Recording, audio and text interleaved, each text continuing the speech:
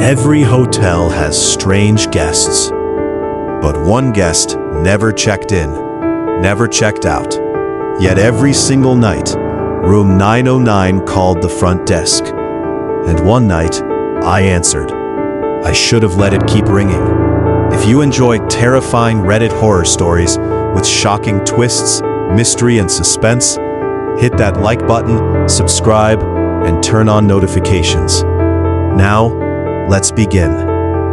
3 years ago, I accepted a night shift receptionist job at the Hawthorne Palace Hotel in Boston. It wasn't because I loved hotels. I desperately needed money. The hotel itself was beautiful. Golden chandeliers, marble floors, live piano music. Guests arrived in black SUVs wearing $1,000 suits. Everything looked perfect. Almost too perfect. On my first night, the hotel manager handed me a key card, then looked me directly in the eyes. There are only 2 rules. I laughed. He didn't. Rule number 1, never enter room 909. I smiled. What about rule 2? His expression became even colder. If the phone rings after 3 a.m. and the caller ID says room 909, don't answer. Then he walked away. At first, I assumed it was some stupid tradition to scare new employees. The first week passed quietly. Guests checked in, guests checked out. Nothing unusual happened until exactly 3:03 a.m. on Friday. The front desk phone rang. I looked at the screen. Room 909. My stomach tightened. The phone rang again, then again. 30 seconds later, it stopped. I told myself someone was playing a prank. The next morning, I asked another receptionist. She immediately changed the subject. Forget about it. But why? She whispered. People who ask too many questions don't work here very long. The following week, curiosity got the better of me. I checked the reservation system. Room 909 didn't exist. The hotel only had 8 floors. Yet, every blueprint hanging in the maintenance office clearly showed a hidden 9th floor. Someone had covered it with black tape.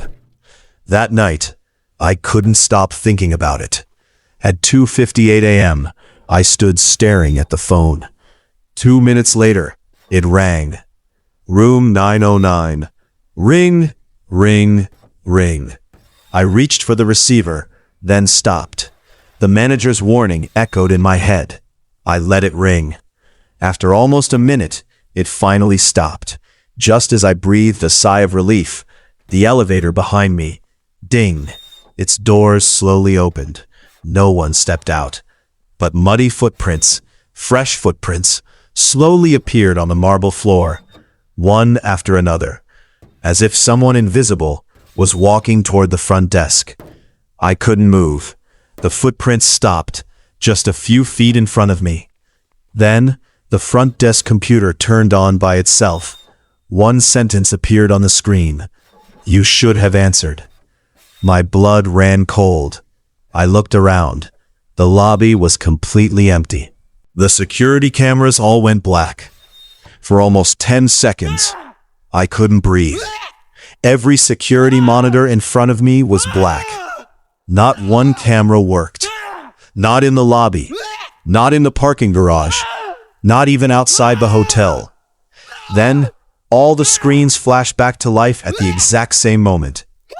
Every camera looked normal, except one. Camera 27. The label underneath read, Level 9, East Hallway.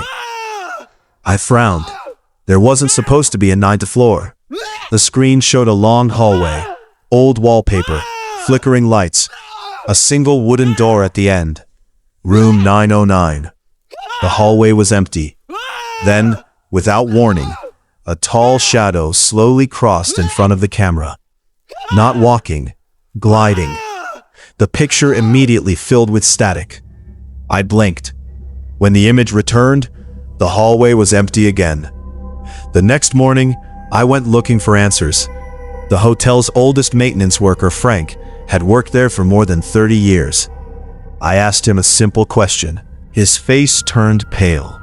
He looked around to make sure no one else could hear. There used to be. What happened to it? It was sealed. Why? Frank stared at the floor for several seconds. Then he whispered, "Because something never left." Before I could ask another question, he walked away. That night, sleep wasn't an option. At 2:45 a.m., I grabbed a flashlight and the master keycard. Instead of staying behind the front desk, I headed toward the staff-only service elevators. Hidden behind the laundry room, I found an old elevator no guest could access. The button panel had only 3 buttons, B1, B2, and a button without any label. I pressed it. Nothing happened. Then I remembered something. The manager's keycard. I tapped it against a small scanner. Beep! The unlabeled button lit up. The elevator doors closed. Instead of going up, the elevator first descended. Then, it began climbing. Higher, higher. Longer than 8 floors should take. Finally, it stopped. The doors opened with a slow metallic groan. Cold air rushed inside. The hallway beyond looked frozen in time. Dust covered everything. The wallpaper had faded. Old paintings hung crooked on the walls. Every room number was covered, except one, 909. Suddenly, a telephone rang somewhere down the hallway. 1 ring, 2 rings, 3. It sounded exactly like the front desk phone. I followed the sound. Each step echoed through the silent corridor. As I reached room 909, the ringing stopped. The door slowly creaked open by itself. Inside, the room looked untouched. A neatly made bed, an old suitcase, a cup of tea sitting on a small wooden table. Steam still rising from it, as if someone had just poured it. Then I noticed something on the desk, a leather guest register. I opened it. Every page contained only one name, again and again. Daniel Brooks. Hundreds of signatures, same handwriting, same date, repeated over decades. My heartbeat quickened. I turned to leave. The room door slammed shut behind me. The lights went out. Only the moonlight from the window remained. Then, a calm voice spoke behind me. "I've been waiting for someone to answer the phone." I slowly turned around, but there was no one there. Only the old armchair in the corner, rocking gently on its own. The rocking chair continued moving, back and forth, as if someone invisible had just stood up. My breathing became shallow. The room felt colder with every passing second. Then, the old telephone sitting beside the bed started ringing. Ring, ring, ring. The sound echoed through the room like it was coming from inside my own head. Every instinct told me not to answer, but another part of me needed to know the truth. With trembling hands, I picked up the receiver. For several seconds, there was only static. Then, a calm man's voice whispered, "If you're hearing this, you're already too late." The line went dead. I slowly placed the receiver back onto the cradle. That's when I noticed something hidden beneath the old guest register. A faded newspaper clipping. The headline read, "Luxury Hotel Fire Claims 27 Lives." The article was almost 40 years old. According to the report, a massive fire had broken out on what was then the hotel's 9th floor. The official investigation blamed faulty electrical wiring. But one paragraph caught my attention. Several employees reported hearing emergency calls from room 909 before the fire began. Rescue teams never found anyone inside the room. I felt a knot tighten in my stomach.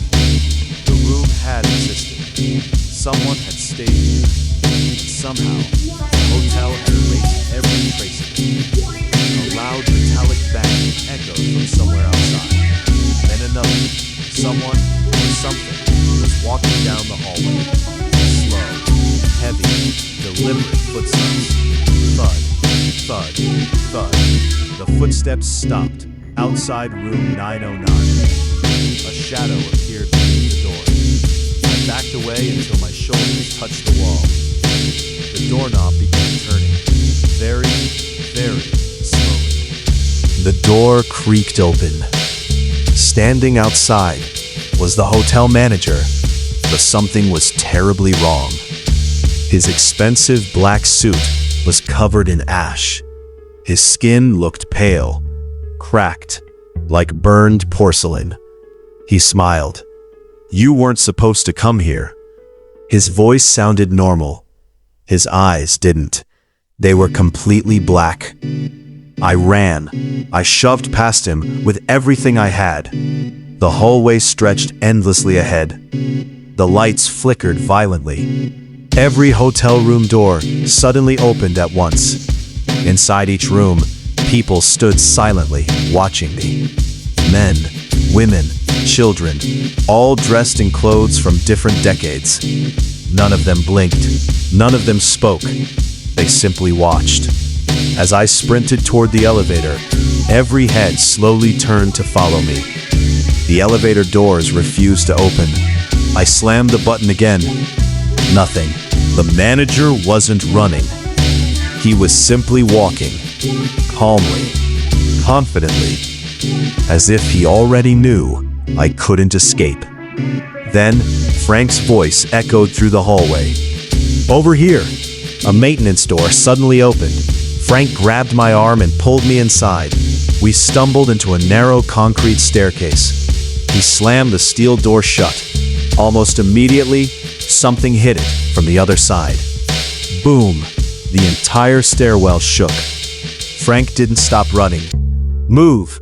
We raced down several flights of stairs, finally reaching the hotel's old boiler room.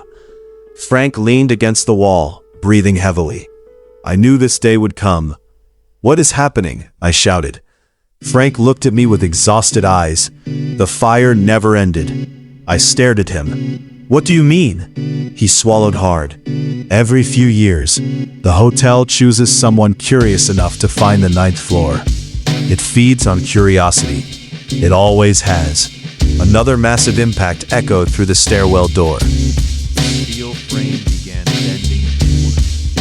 Frank handed me an old brass key. "If you want to survive, you have to lock room 909 from the inside." I looked down at the key. "What about you?" He gave a tired smile. "I've been running for 30 years.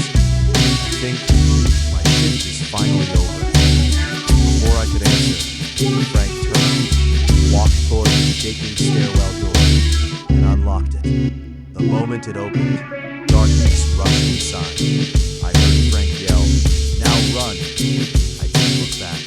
I gripped the brass key and sprinted toward the forgotten staircase leading back to the 9th floor. My lungs burned. Every step felt heavier than the last. The brass key dug into my palm as I climbed the final staircase back toward the hidden 9th floor. Behind me, the screams had stopped. Frank was gone. I didn't know if he'd escaped or sacrificed himself, but I knew one thing. If I didn't finish this, no one else ever would. The hallway outside room 909 was different now. The wallpaper peeled away like old skin. The lights flickered violently. The air smelled of smoke, as if the fire from 40 years ago had never truly gone out.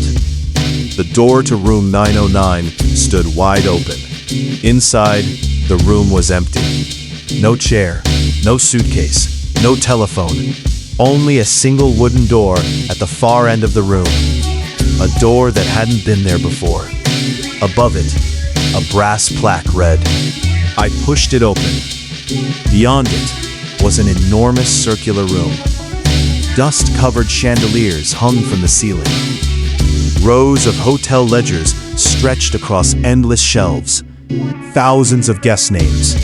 Every visitor, every employee, every person who had ever disappeared inside the hotel. In the center stood the hotel manager, calm, perfectly dressed, as if nothing had happened. He smiled. "You finally made it." I tightened my grip on the key. What is this place? He slowly looked around the room. This hotel remembers everyone. It feeds on fear, guilt, and obsession. The people who cannot let go become part of it. I shook my head. You're insane. He laughed. No, I've simply been here longer than anyone else. Then his smile vanished. You answered the call. Now the hotel wants you. The floor beneath me trembled. The walls began whispering. Thousands of voices. Guests, employees, children, all speaking at once. Stay. Don't leave. Become part of us. My vision blurred. For one terrifying second, I actually wanted to stay. The hotel knew exactly how to tempt people. It offered comfort, it offered forgotten memories, it offered the impossible. Then I looked down at the brass key. I remembered Frank. I remembered the warning, lock room 909 from the inside. I ran. The manager lunged toward me. His face cracked apart like broken porcelain. Dark smoke poured from beneath his skin. His arms stretched unnaturally long. The entire room shook. Shelves collapsed around us. Old ledgers burst open, their pages swirling through the air like thousands of white birds. I reached the door, inserted the brass key, turned it. Click. For a split second, everything became silent. Then, a deafening roar exploded behind me. The walls split apart. The chandeliers crashed to the floor. The whispers turned into screams. The manager reached toward me. The brass key shattered inside the lock. A blinding white light filled the hallway. I threw my arms over my face. When I opened my eyes, I was lying outside the hotel. Morning sunlight warmed my face. Firefighters surrounded the building. Police officers blocked the street. The entire upper section of the hotel had collapsed during the night. An officer helped me to my feet. Sir, you're lucky. Everyone else got out. I looked toward the building. The 9th floor didn't exist anymore, almost as if it never had. 2 weeks later, the Hawthorne Palace Hotel officially closed forever. Engineers blamed decades of hidden structural damage. The newspapers called it an unfortunate accident. No mention of room 909. No mention of Frank. No mention of the voices. Sometimes, the truth is easier to bury than explain. 6 months passed. I tried to move on. New apartment, new job, new city. Then one rainy evening, a plain white envelope arrived in my mailbox. Was a polished black keycard, stamped with silver letters. Welcome to the Hawthorne Collection. Beneath it, a handwritten note. Your room is ready. No signature, just one number, 909. I stared at it for several minutes. Then, without saying a word, I walked to my fireplace, dropped both the card and the note into the flames. I watched until nothing remained but ash. Some doors should never be opened twice. Sometimes the most terrifying places don't look haunted. They look luxurious, comfortable, safe. And that's exactly why they are dangerous. If this story kept you on the edge of your seat, don't forget to like this video, subscribe to the channel, and tell us in the comments, would you have answered the call from room 909? We'll see you in the next Reddit horror story.